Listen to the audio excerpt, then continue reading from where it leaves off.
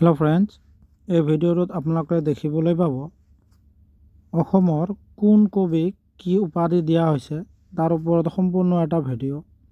আশা কৰিছোঁ আপোনালোকৰ ভিডিঅ'টো বহুতেই উপকাৰ হ'ব, গতিকে ভিডিঅ'টো চাওঁ আহকচোন।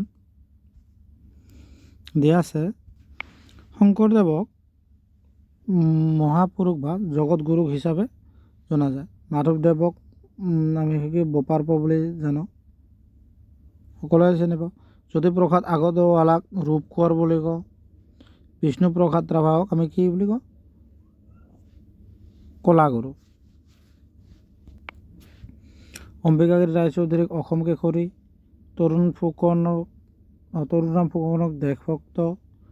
ব্ৰজনাথ শৰ্মা অভিনয়াচাৰ্য। নলিনীবালা দেৱীক অতীন্দ্ৰিয়বাদী কবিতা বুলি জনা যায়। এনেকৈ লক্ষ্মীনাথ বেজবৰুৱা সাহিত্যৰ অতি ৰসৰাজ বা ৰসৰাজ। ৰজনীকান্ত বৰদলৈ উপন্যাস সম্ৰাট। কমলাকান্ত ভট্টাচাৰ্যক কি উপাধি দিয়া হয়? অগ্নিকবি বুলি উপাধি দিয়া হৈছে।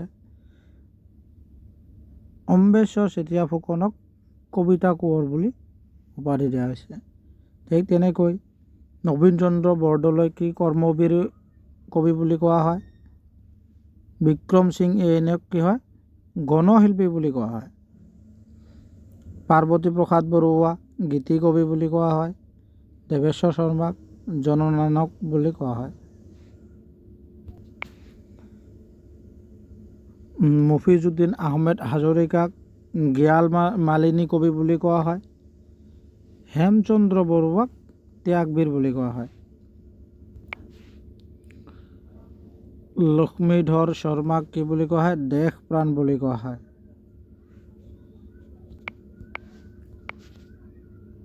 ঠিক তেনেকৈ ইয়াত বহুতো কবিৰ ছদ্মনাম দিয়া আছে, উপাধি দিয়া আছে। কোন কবিক কি বুলি কোৱা হয়? ফণী শৰ্মাক নটসূৰ্য বুলি কোৱা হয়।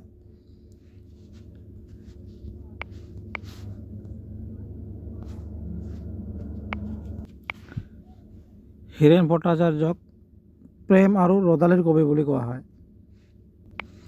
আনন্দচন্দ্ৰ বৰুৱা বকুল বনৰ কবি বুলি কোৱা হয়। ৰঘুনাথ চৌধুৰী বিহগী কবি বুলি কোৱা হয়।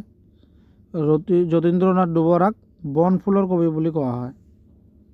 ঠিক তেনেদৰে আনন্দীৰাম দাস বন কোঁৱৰ কবি বুলি কোৱা হয়।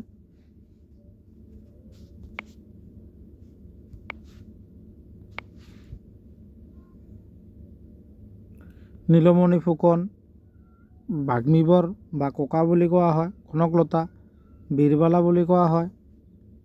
আৰু আনন্দচন্দ্ৰ আগৰৱালাক ভাঙনি কোঁৱৰ বুলি কোৱা হয়। এইটো বহুত ইম্পৰ্টেণ্ট, মনত ৰাখিব। ৰুদ্ৰ বৰুৱা লুইত কোঁৱৰ বুলি কোৱা হয়।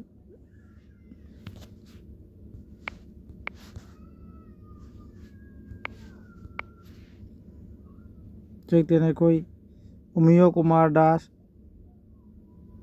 লোকনায়ক, মতিৰাম বৰা লোকপ্ৰাণ, গোপীনাথ বৰদলৈ লোকপ্ৰিয়, ডাক্তৰ ভুৱনেশ্বৰ বৰুৱা লোকবন্ধু, ৰত্নকান্ত বৰকটকী কি শেৱালি কবি বুলি কোৱা হয়।